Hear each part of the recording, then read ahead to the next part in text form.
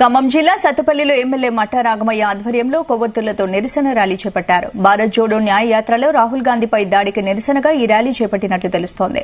అస్సాంలో రాహుల్ గాంధీపై దాడి చేసి కేంద్రం భయపెట్టాలనుకుంటోందని ఆరోపించారు. దేశం కోసం ప్రాణాలర్పించిన ఇందిరా, రాజీవ్ గాంధీల కుటుంబం పదవుల కోసం ఆశపడకుండా ప్రజల కోసమే పోరాడుతున్నారన్నారు. అలాంటి వారిపై దాడి చేయడం దారుణమన్నారు ఎమ్మెల్యే రాగమయ్య.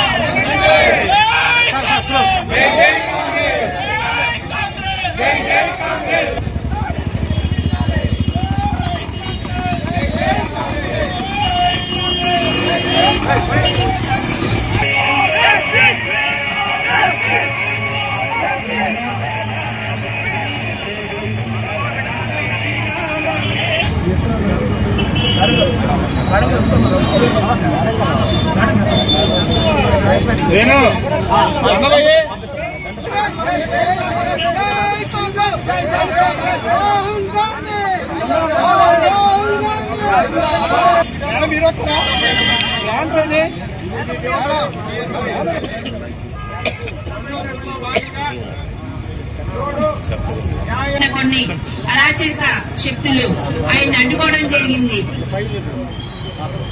మనది ప్రజాస్వామ్య ప్రభుత్వం, ఎన్నో మతాలు, కులాలు, ఎన్నో భాషలు కలగలిసి అందరము అన్యోన్యంగా ఒక సోదర సోదరిలాగా అందరూ కలిసి ఉంటున్నాము ఎన్నో సంవత్సరాల నుంచి.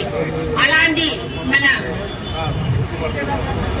మన ఇండియాని కొన్ని మతతత్వ శక్తులు మరి మతోన్మాదము, కులోన్మాదము, ప్రాంతీయతత్వము రెచ్చగొట్టి విద్వేషాలకి గురి చేసి మన దేశాన్ని విడగొట్టాలని చూస్తున్నారు.